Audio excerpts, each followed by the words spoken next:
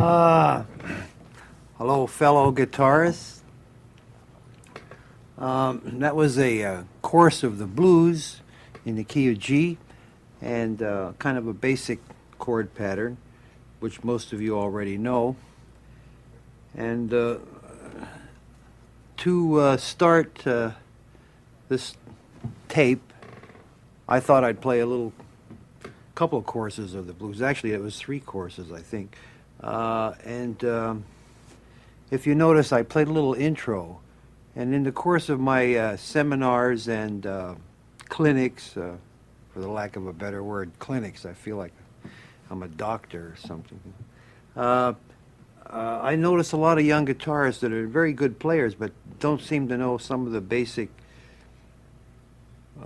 procedures in playing with a group or playing professionally or playing before an audience. And one of the things is like learning to take and knowing how to take an intro or taking an intro. I took a little intro on that blues just to show you that you should know how to take an intro on a tune or have some, and it's not necessarily a chordal intro. It can be any kind. It can be single lines. It can be chords, combination. It can be, that happened to be, I think, a 6-bar intro. It can be a 4-bar. Generally, it's a 4-bar or 8-bar intro. And also, one of the other things that the players don't seem to do strong enough that I noticed is that ending a tune, like kind of jamming the last 8 bars or last 4 bars out, knowing like...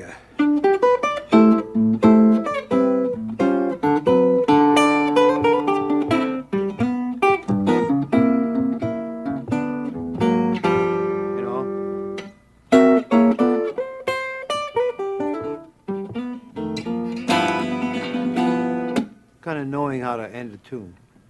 It's quite important. It kind of shows where you're at in your playing or career or whatever.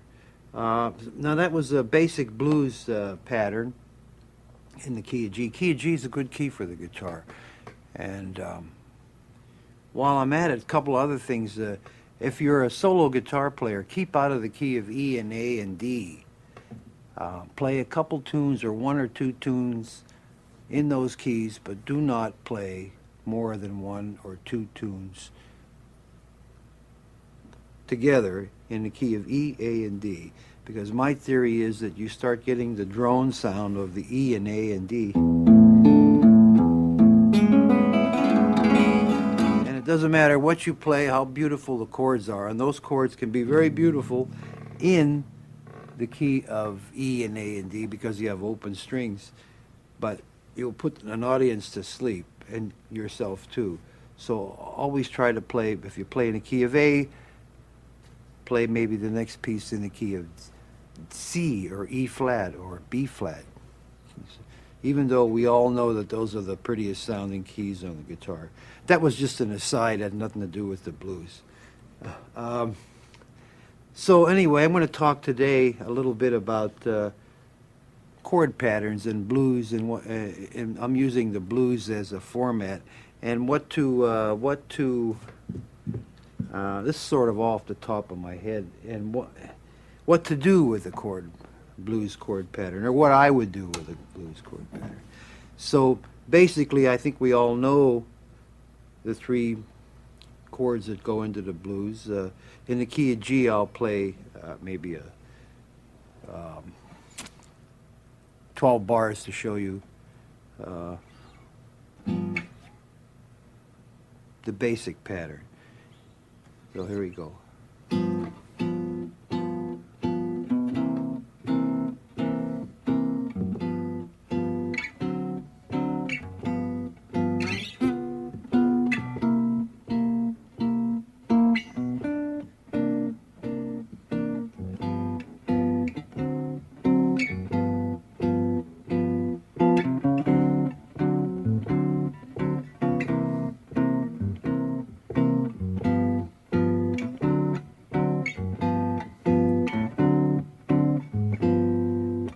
Like that. Now, when I have a 1 chord, you can always use the 5 chord, so. You can always interchange the 1 chord with the 5 chord, and that gives you some motion. But so basically you have G, C seventh, which is a change that you necessarily don't have to use, but I do, and most of the, let's say, big city blues players have this kind of a pattern. The C7, lots of times you go.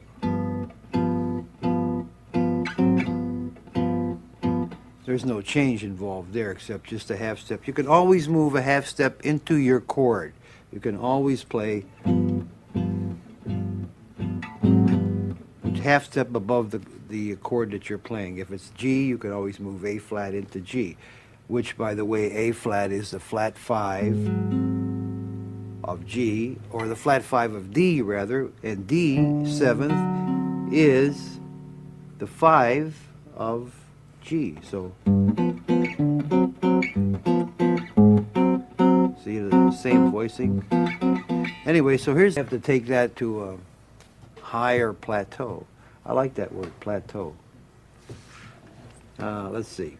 So now, well, we already did that. We added some color tones, I call them, added 9ths and 13ths. So now I'm going to change the pattern a little bit. Same pattern, G, and then before I go to the C 9th, I will play D flat 9th, which you can always play a half step into the chord, which is also the flat 9 of G.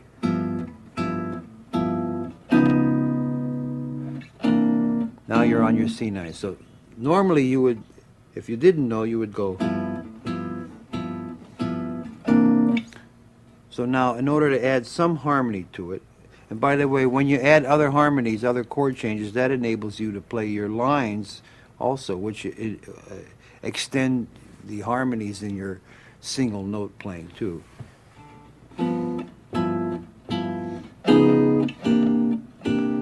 Now, I'm going back to G, so what I will do here is play F sharp 7th, because F sharp 7th is a half tone above G. We have this.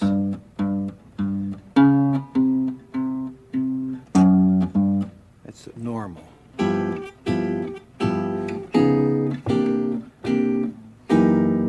Now this F sharp 7th is F sharp 7th with the 6th or a 13th in it, and a flat 9, but it works there because it's the root of G. This G root.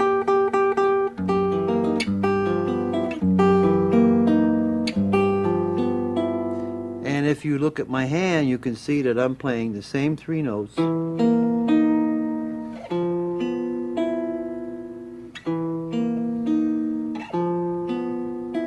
So I have a root here, G.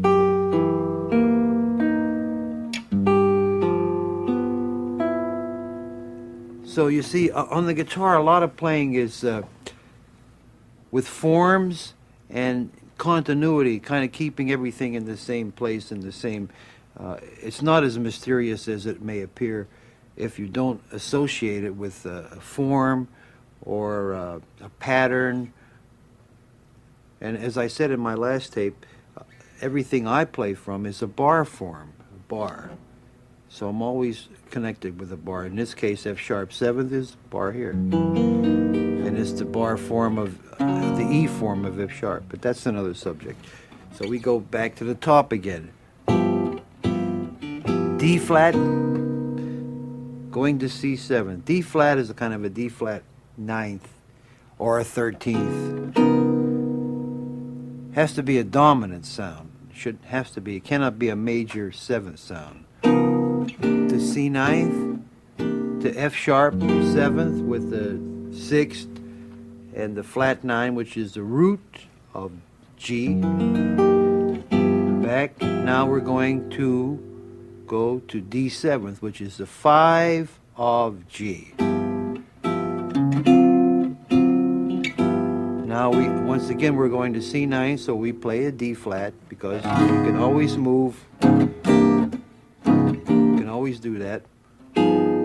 Sometimes you can change the root. Instead of having a D flat root, you have a G root. D flat is the flat 5 of G, so they can work. What you have is this. These are the same. Dominant, 7th, 3rd, and 7th. And here it once again is the. So you go.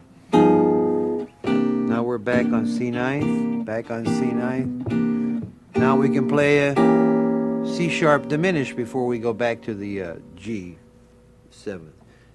C sharp diminished. And if you put a root on the C sharp diminished, you have once again your G flat 7th chord without the 6th. So if you see, these things all are the same. They're not mysterious, or they're not any kind of deviation from what basic chord changes are. I mean, they're not like things where most players, if you played them and who have played for a while, would understand and know right away what you're doing. So it's not like something you would have to explain to someone. So these are just basic jazz chord patterns that have gone down through since I guess I don't know when, since Louis Armstrong or before. They're in all kinds of music, not only jazz. And theoretically, it's in every book you could. If you were to examine this theoretically, you would see that it's all correct. So that is now an F sharp 7th or a C sharp diminished. Now we're back to G. Now we're going to a C 7th, to a B 7th, raise 9th, to an E 7th, to an A minor. Now you notice that I keep a certain tone. C 9th, I have a D here. B 7th, I have a D here. I keep a pedal tone. E 7th, I have a D here. A minor, I have a D here. D 7th, I have a D here. G. Now that is a little variation on the blues. So let me see. What I want to do now is repeat the two 12-bar blues patterns for you to give you some idea of the little substitutions or chords that I've added. So in order to place them in perspective, I will first play the basic pattern for you again, so you know kind of where we are and where we're going. So here, I'll do it a little bit brighter. Here's your 5 chord, just to add a little color. I'm adding some more tones.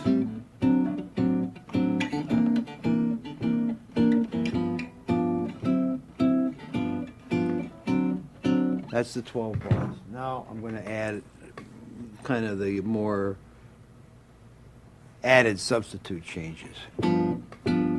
D flat, G flat, D7th, raise 9th, D minor, 7th, G 7th, C 9th, half step higher, the D flat, diminish, which is also G flat, G 7th, C 7th, B 7th, E 7th, A minor 7th, D 7th, E flat 7th, D 7th, that's one beat, G 7th, D 7th. So that is your basic pattern. Now I will repeat that pattern again and just play some other changes, but basically the same chord, but just some other voicings, let's say. It's now this voicing, instead of playing a G, I'm playing a G 13th. D flat 7 flat 5 instead of C 9th, D G7th, D7th, raise 9, raise 5. Now I'm going to add the, when you have, I know many of you know about the 2-5, the 5 chord that is like D minor to G7th. So I do that.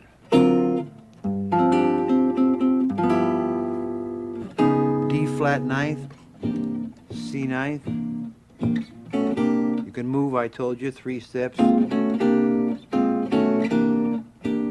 Diminish, G7th, C ninth. This is now B7, raise 9, raise 5th. This is E7th, raise 9. Now you can do it here too.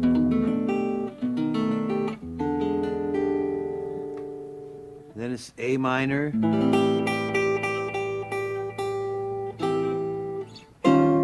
E flat ninth, D ninth, sus, the word's G7, sus. Now I'm going to do a different turnaround. Instead of doing this turnaround, which is basically a 5 chord turnaround, I will do a 2-5, I think it's B minor, E7th, A minor, D7. And then now you're back at the top. So it's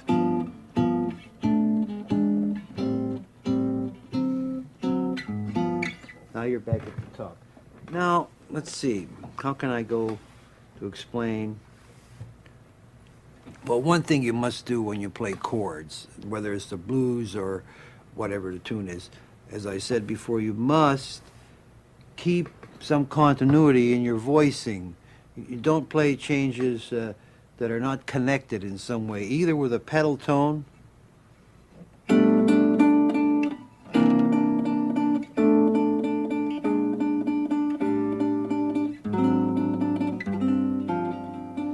pedal tone, in that case D. This is G, this is D flat, this is C ninth, this is B augmented, B7th, B7th, raise 9, raise 5, or raise, this is E minor. You see, I always have a pedal tone. So either you keep a pedal tone in your chord or you keep a voice movement, voice leading. This would be B minor 7th, this would be E7th, minor, D7, G, E7, E7, A7, D7, here, G, E7, A7, D7. So I have a voice leading, I have a voice movement, I have a melodic line moving on my chords, and you have to have that, because when you're playing changes, which is a little bit, I'm diverting a little bit from the subject of the blues, but when you're playing chord changes for another soloist, or whether it's a horn player or a piano player or another guitar player, you're not just playing chord changes for this soloist.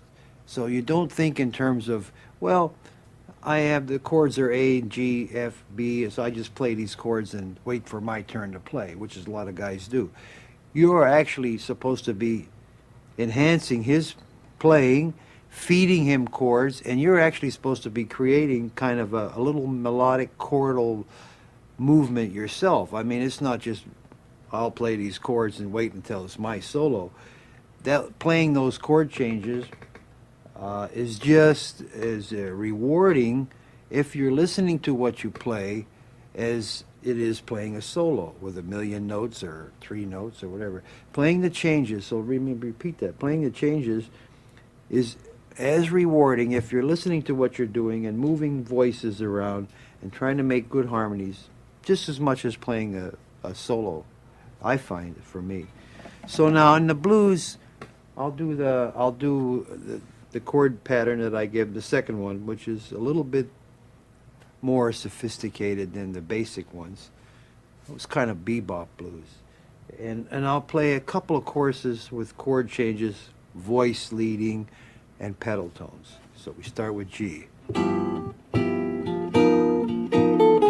a voice leading.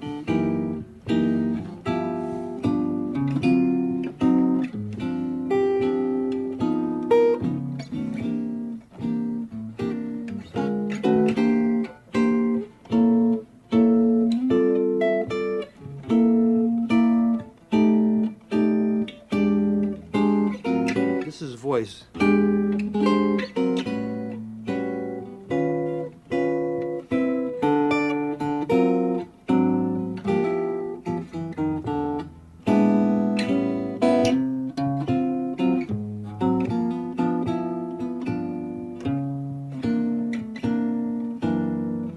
That's F sharp, G, D seventh, all pedal tone.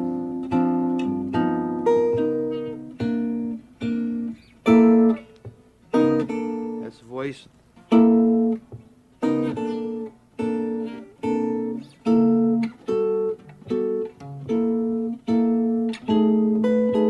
That's C, B7.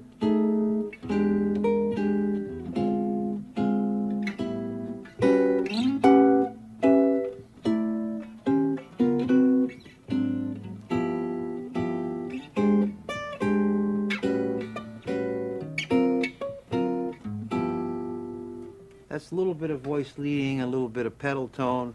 And if you notice, I'm using a lot of the same forms. I call them grips, a lot of the same grips. I'm not playing anything that's like really strange kind of chord changes. They're all bar forms and all basically chords that all guitar players learn and know.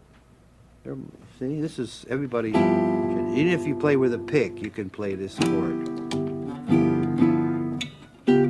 So that's another basic blues pattern. The substitutions are flat 5, D flat going into C, and the substitutions on the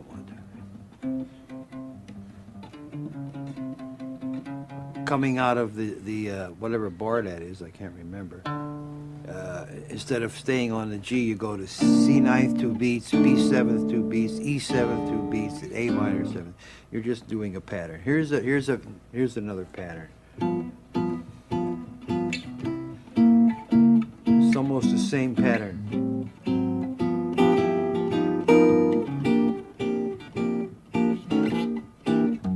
Here's substitution. That is my substitution is C, B, C7, B7, E7, A. Now a lot of times in the blues I substitute dominant 7s for minor 7s. A lot of guys play. That's the first 2 bars. I play C9 substitution in place of this. But this is a pattern too. It's kind of a different, kind of more lightweight. I like mostly, I think blues are based around real strong dominant 7th sounds.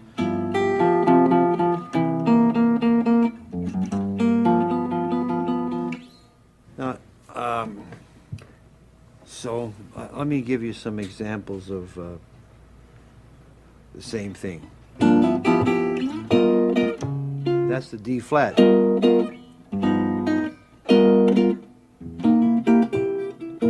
Diminisher, F sharp 7th.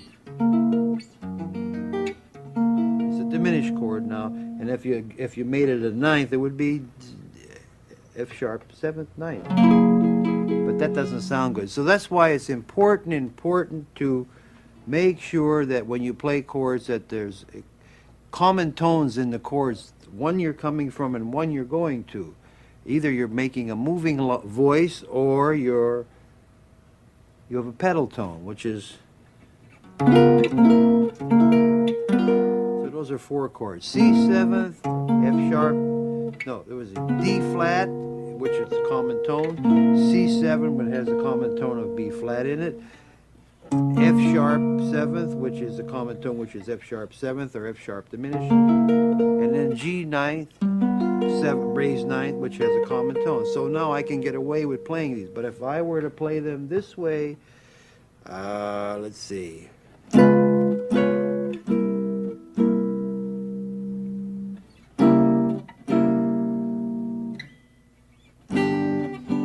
Those are the same chords, but they won't hang together, they won't sound right, they'll sound weird. So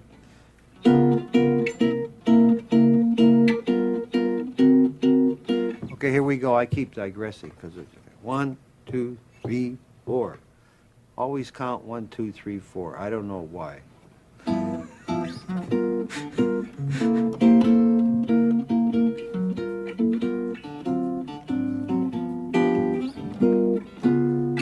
That's C7, F sharp 7. Here comes some patterns. B7. Now there's C, C, B, same form, E, same form, A. Now I told you I substitute a dominant 7th for a minor 7th. That normally in your books is a minor 7th.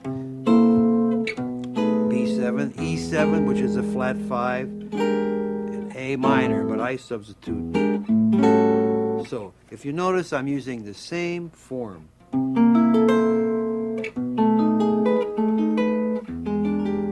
I just changed the root. So you can always move chord changes either chromatically or through a cycle. That's a 2-5. All dominants. Those are all dominants. Or you can move them chromatic. Now the key to that's a very simple concept. You can move chromatically or 2-5, and we all know that in books it's written. But the key to making it sound like you're doing something and it sounds good, and it is the voicing, the chord voicings that you use is the key. If I repeat, if you have a common tones in the chord or a moving line,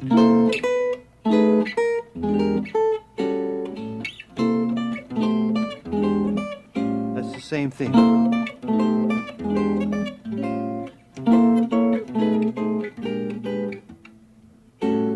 That's the same thing.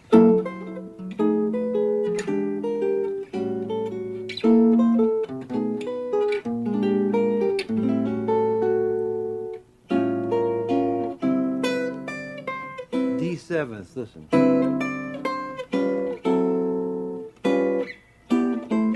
That's just adding, everything I play is from a bar. This bar here would be here. It's this bar, the G form of, it's the G form. Anyway, that's getting off.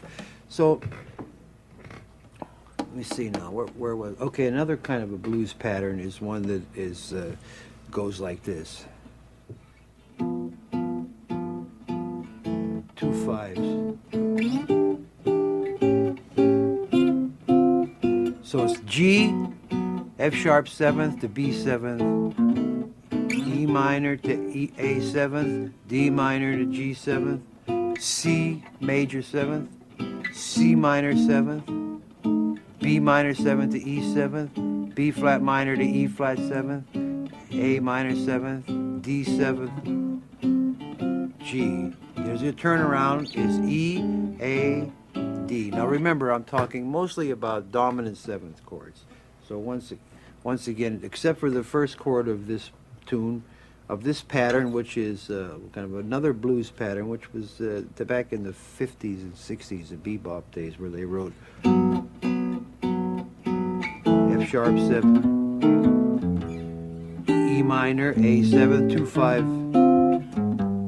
C major 7th, then they went to C minor, F7, B flat minor, E flat 7, A flat major 7th, did I do that? A minor 7th, D 7th, G 7th, E 7th, A minor, D 7th, so it came out like this.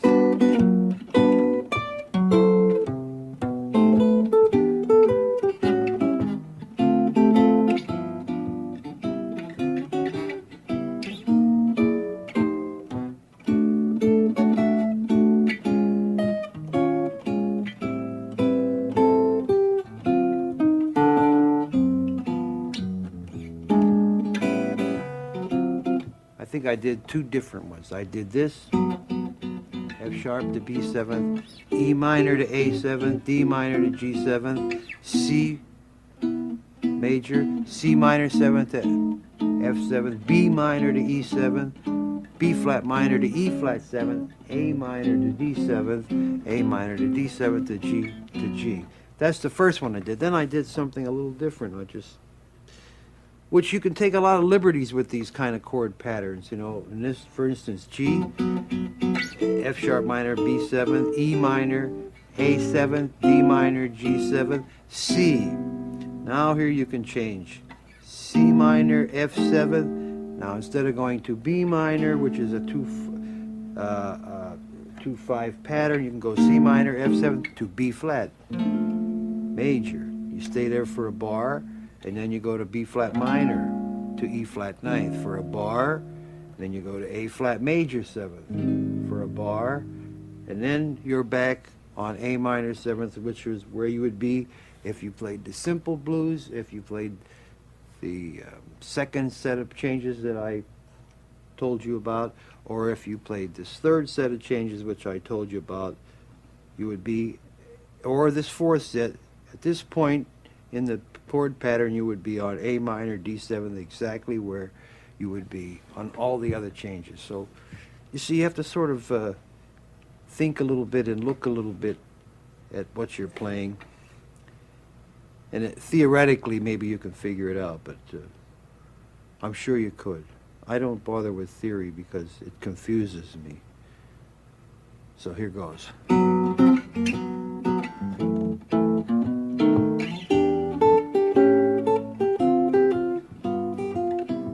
This is the first set.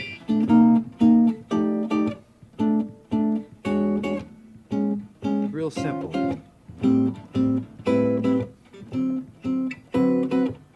Turn around. Second set.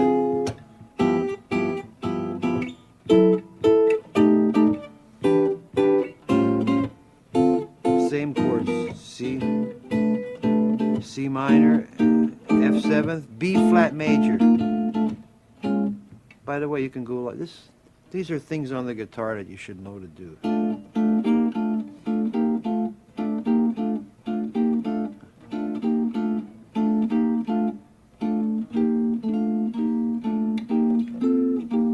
Easy things.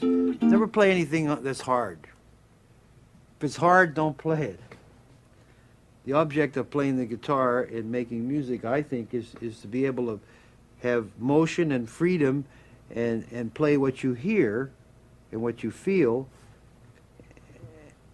and have some kind of flow and movement, and not to show that, wow, I can do this real hard chord here, and then once you do that, you can't do anything else for you know, a minute or two because you're so busy trying to play that. So it's easy to, there are a lot of things on the guitar that are easy. For instance, a lot of playing comes from the form that you use. And if you watch guitar players like any of them, George Benson, Pat Metheny, Larry Coryell, George Van Epps, Arlen Roth, if you watch all these different kinds of guitar players, you'll see that they're all using very much basically the same forms.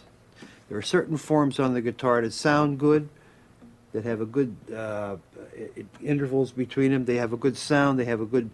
They're easy to play, and you can get the most out of them. And some of them are, most of them are bar forms, nines, these kind of chords. Very few guys play. Though there is a whole theory of playing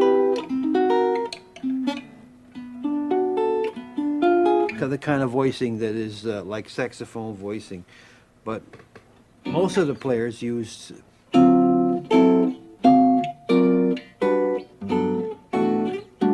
bar forms, chords that are really basic and not hard to grip or play, and they have a lot of freedom in their playing. So a lot of lines come out of those forms. For instance, if I have this chord, this is a real basic ninth chord, and I know that it can be called E7, I know it can be called G7, I know it can be called something else. I forgot. There's 4 names to it, and I know if you change the root, it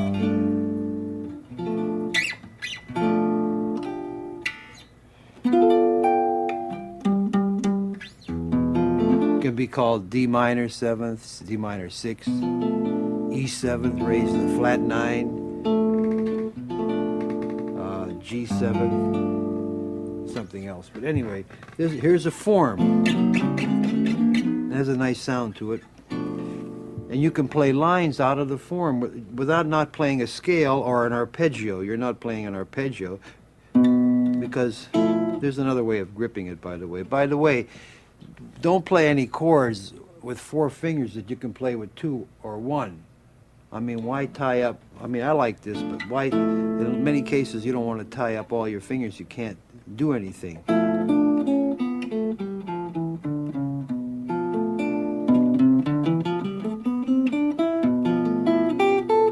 Everything is under your finger.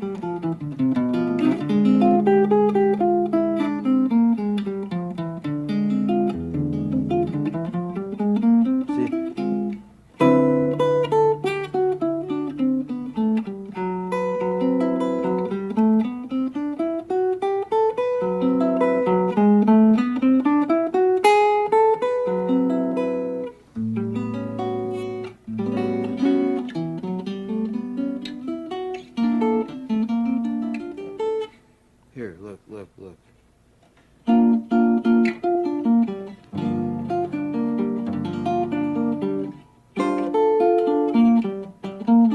This happens to be an arpeggio, but I don't think in terms of arpeggios a lot. I play few of them because they fall under my fingers pretty good. But I think in terms of scale lines.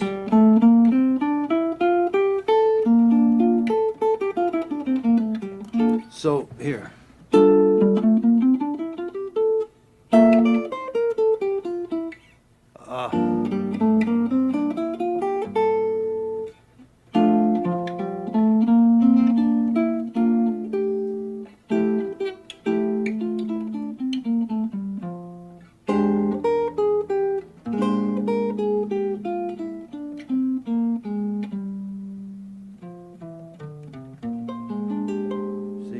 So you can get a lot out of the form that you're using, a lot of the lines and a lot of the nice sounding lines, by the way, too, without playing just arpeggios or playing a scale. I know scales, when you play from root to root, they become scales and they're boring. So in a lot of cases, I take a note like, I don't know if I put this on the last tape or not, but I take a note like that on the 1st or 2nd string, and I put a chord to that note. In this case, I'm putting C, major 7th, and I play from the root to that note. And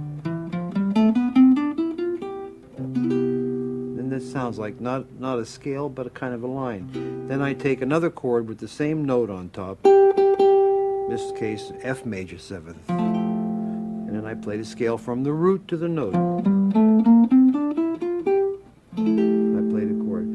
Then I put another chord, maybe a B flat 7th, 13th on it. Same note. I play from the root to the chord, to the note. And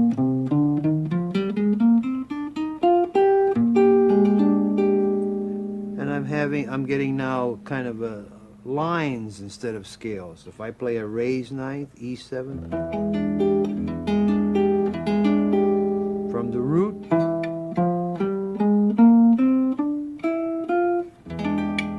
that sound, and you can go on forever, all kinds of chords, changing the note, and you start to get kind of a line, sounds of lines, and more than scales, because scales, I know, end up sounding like scales, and you don't know what to do with them. So if you take from a root to an interval, you get one of these things, and you can make these chords majors, dominants, minors, augmented, major. Now you'll notice I start always on the root and I end always on the note that I picked, the same tone. That's a little digressing. Some of the things that I try to do in seminars to try to open up, you should open up your ears a little bit. So let me see, we get back to the blues again, blues in G, and I will play now little variations on blues in G. I'll try to slow them up a little bit.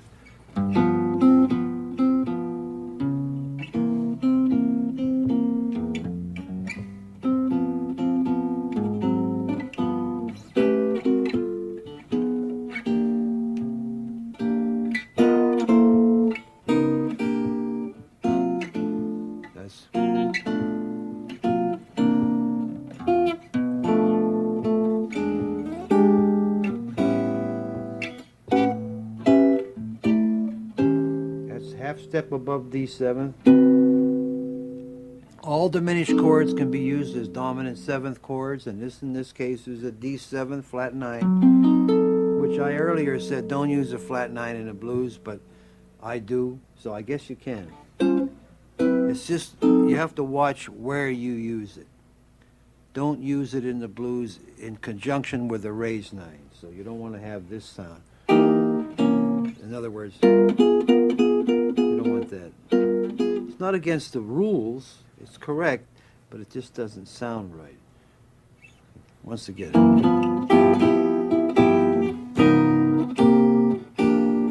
Diminished works.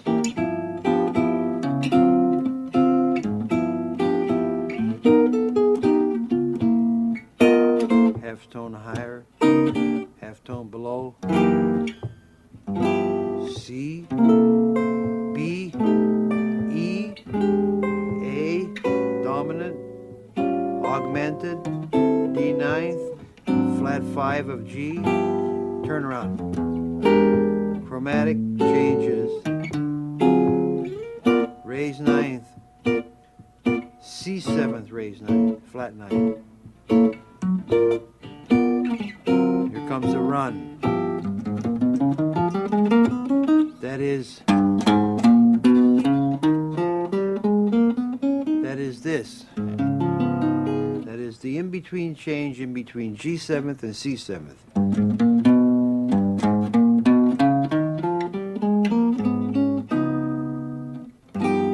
Here it is on the top string.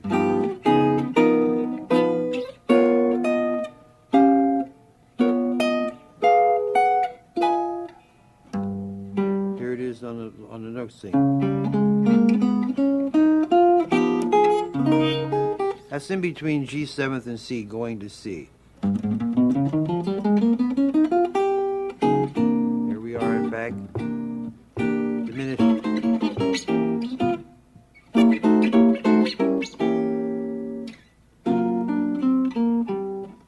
That's your 5 chord. D7th, that's this chord. That is the 5 chord, even though you may look at it and call it other things, A flat, but it's the 5 chord. If you had low D, whoa, it's diminished.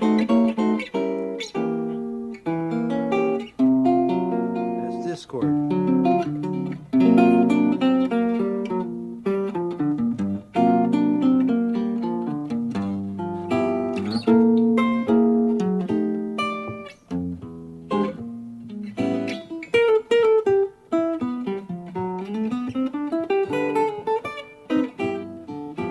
Turn around, that's your E. Calling now, I'm playing a B flat root, but it's your E 7th turnaround with a B flat root. Here is the E, A 7th, D 7th, which is an A flat, flat 5 of D.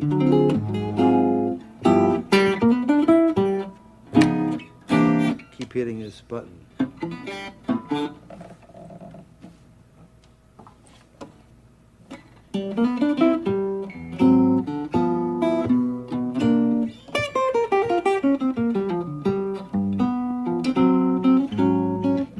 That is this business. Everybody has that in the book. But I play it this way. G, A minor. Now instead of going to B flat minor, to B minor, or a lot of you players go like this. Diminish. Some players go. I go back. That's A flat suspension. Because I'm just doing this. I'm doing.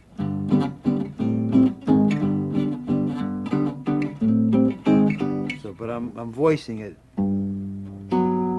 That's the A minor.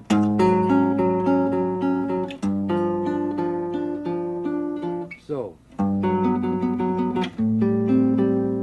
there's a voice. There's another voice back. So this voice is going. This one is going. So it's.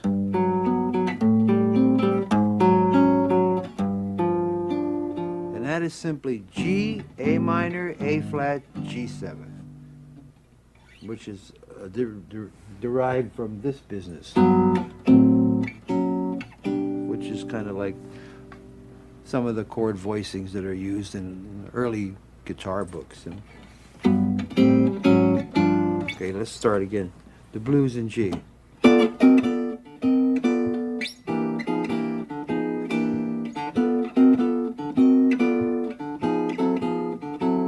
What's that?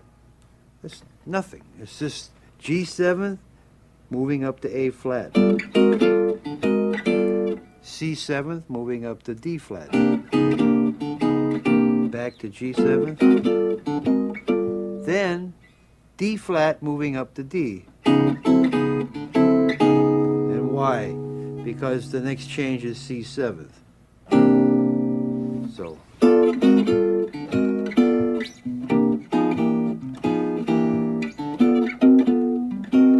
D flat. Now.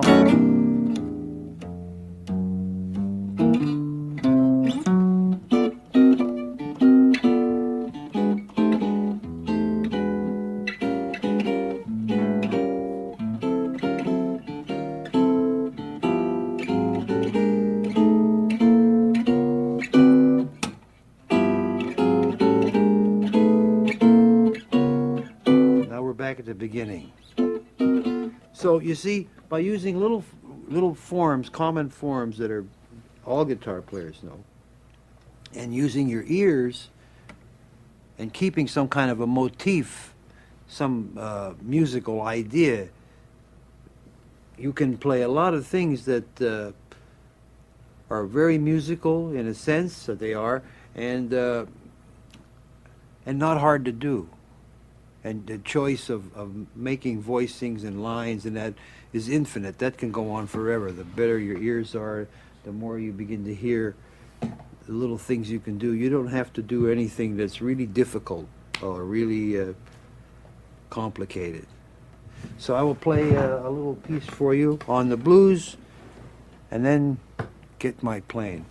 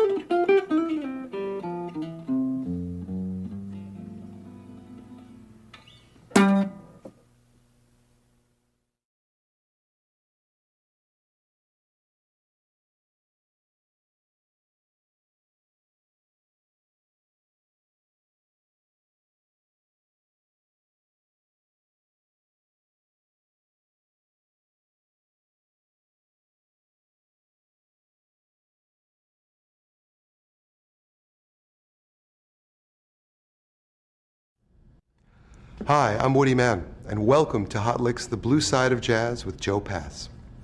This enhanced DVD was originally released in VHS format in 1992. The updated DVD edition includes a special features section with slow motion exercises, a selected discography, Joe's bio, a suggested listening list, and a chord dictionary section called the Chord Corner. On the Blue Side of Jazz, Pass demystifies the art of jazz guitar in a practical, non-theoretical way and shows you how melodic and chordal movement can make the art of playing rhythm as rewarding as playing solo. He takes a blues in G, then he builds on it, then he deconstructs it, so you can see all the mechanics. He starts out with a very basic version of the progression, then he adds color tones, bass lines, chord sequences, pedal tones, and chord substitutions.